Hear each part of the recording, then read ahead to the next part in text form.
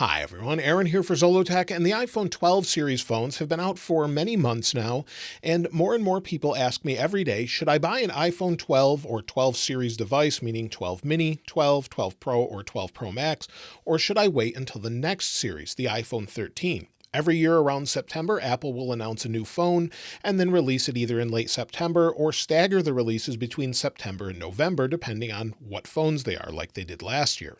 So we could see the same sort of staggered release or see them all at once, but either way, we expect a new announcement in September. And so now that we're only a few months away or a couple months away from September, many people are asking me, should I buy an iPhone 12 or should I wait? And so I wanted to help you decide what to do. Now, the first thing is the overall design. This year's design, I would not expect a big change since in 2020, we got the big update to a squared off edge design.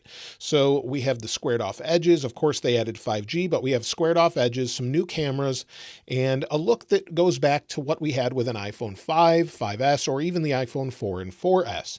Because we've got the squared off edges, a lot of people went out and bought the phone since it's a major refresh in design. A lot of people were waiting for this. However, a lot of people still really appreciate the curved design of the last generation, the 11 Pro Max, for example. So if you do appreciate that, well, you'll probably be disappointed with the iPhone 13 because you're going to see a squared off design for a few years now. Generally, they'll refresh them every few years, and with the iPhone 13 models, we expect them to have a similar squared off design. There won't be a giant refresh in design, and as you can see here in my right hand, I have an iPhone 13 Pro Max dummy unit, and these are generally sent out every year to case manufacturers from different people to give them an idea of what to make their case like. And so it shows us about 90% of the way there, except for maybe the camera bump, although it is expected to get larger. The overall design is basically the same. You've got squared off edges. Some of the button placement may be a little bit different. I showed this in detail in a different video, but they may shift the buttons up and down a little bit. Now, when it comes to the upcoming design changes with iPhone 13 compared to iPhone 12 mini and 12, there will be a slight change when it comes to the camera layout if this is accurate. So you'll have a sort of diagonal camera layout instead of a vertical camera layout. This will be true on the 13 and 13 mini. Otherwise, they're going to be the exact same design, so there won't be much of a change there. Last year was the big change in overall design. Now, as far as specs, well, with the iPhone 12 series devices, we got the A14 Bionic, and the only difference between the devices is the amount of RAM each of them have. So you'll see with the iPhone 12 mini, for example, we're close to about 4 gigabytes of RAM, and then we have about 6 gigabytes of RAM in the larger model, or the Pro models. So that makes a little bit of a difference. It's mostly, I think, for the camera where they can record a little bit different frame rates in HDR, for example. But the overall specs and speed, I would expect a bump in the 13 models to go to an A15 Bionic and see some significant differences, whether that be with the neural engine, for example, but whether or not that's going to be observable to the average user is hard to say, unless Apple comes out with something augmented reality based that really taxes the processor. I don't think many people will notice the difference if you're waiting for a major update to the overall speed. However, in the iPhone 13 models, it is said that there will be an efficiency improvement when it comes to the overall processor. So the A15 is said to be more efficient, and that would give you better battery life.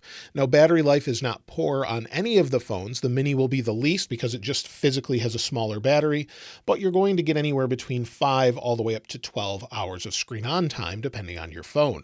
Now, with the next iPhone, it does seem to be a little bit thicker on the higher end, and that may be to accommodate a thicker battery or maybe some changes, but there shouldn't be much of a difference as far as that goes. The major change with the iPhone 13 series is said to be with the display. And the display is where you might see a huge change, and this may matter to you most, in the iPhone 13 Pro and Pro Max, where it's said to have a 120 Hz display, ProMotion display like that of the current iPad Pro models. Now, if it has that, it will just be much smoother. And if you've ever used one, you really have to see it to appreciate it. But the 120 Hz display makes it super smooth. We don't have that on the current iPhones. And honestly, most people don't really mind that. But if you go to, say, a current Android phone with it, or maybe an iPad Pro, you'll notice a difference when it comes to that. So that's the major update, I believe, this year. And maybe it'll go even brighter than it does with the current phone lineup. So as far as the changes go, that's going to be the major thing. So maybe better battery life, maybe a much better display on 2 of the models. It's said that maybe the 13 and 13 mini may not have the 120 hertz display, and then the battery life is hard to say overall. There's also said to be better connectivity in the upcoming models, where they'll increase the millimeter wave rollout to different countries. It was generally just in the United States and some other countries where we have the millimeter wave antenna, as you can see here on the 12 Pro Max. Some countries didn't have it. It's said to roll out in different places and even get a little bit faster based off of Qualcomm's latest modem technology. So don't expect any gigantic changes this year. I think most of them will be to the display. And then there is one other thing that they're going to change, and that's said to be the ultra wide camera, and give that a little bit better stabilization and autofocus on the Pro models again. So whether or not we see huge improvements is hard to say, but quite honestly, any of these phones records really nicely. I've recorded many of them outside using the cameras on all of the devices to create HDR videos, and they look incredible. And I'll link those in the description below. But in general, the cameras are phenomenal in these phones already, as long as you have good light. You can record 4K HDR at 60 frames per second on the Pro models and 30 frames per second on the non-Pro models. And I don't think anyone's complaining about the overall camera quality, but it will get probably a little bit better with the 13. Now, should you pick up an iPhone 12 series device or wait until iPhone 13 comes along? Well, that really comes down to what's most important to you. You'll get support on these phones for many years, so you won't have to worry about software updates, even on older phones at this point. iOS 15 even supports iPhone 6S and 6S Plus and SE, so they're getting support for many, many years. That puts us into 2025, 2026 with iOS 19 or iOS 20 on the iPhone 12 series, and they could support it beyond that. So you'll have years of support. However, if you care most about price, you may want to opt for an iPhone SE, since this has a newer processor in it. It's plenty fast and will get updates for years, but still has that Touch ID sensor that I know a lot of people like. So if you don't care about the big bezels, you want something that's reasonably priced, that gets decent battery life, not amazing battery life, but decent battery life, and has sort of the older feel and isn't super expensive, then the iPhone SE is a great value. However, if you want something with the latest technology in it, whether that be the display, for example, then you may want to wait until the next version of the phone comes out with the Pro models that are said to have that ProMotion display. So it comes down to personal preference. But if you're buying a phone for 5G, the 12 is fine for that. If you're buying a phone for good battery life, again, the iPhone 12, 12 Pro Max, is great for battery life compared to the previous iPhones, for example. So it gets great battery life there and is super fast as well. You've also got the option of wireless charging on all the modern phones and MagSafe, which they'll carry on to the iPhone 13, for example. So if you can find a great deal from your carrier and great trade-in deals like Apple has, then sure, I would go out and get an iPhone 12 at this point. Now, a lot of you have asked me to give my personal opinion about it, and my opinion is I'm someone that's going to get the latest all the time, regardless if I was doing these YouTube videos. Before I did YouTube videos, I got the latest iPhone every single year because I was able to find a good trade-in deal. And what Apple has now and many carriers have now is you can just do a year-to-year lease plan where you can swap your phone every single year. That's probably what I would do so that I could swap it when the new one comes out every year.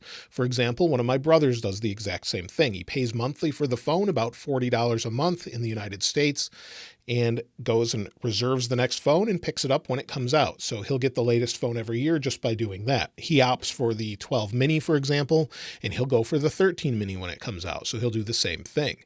So that's what I would do personally, but it really comes down to personal preference. It's not a mistake to go buy it now.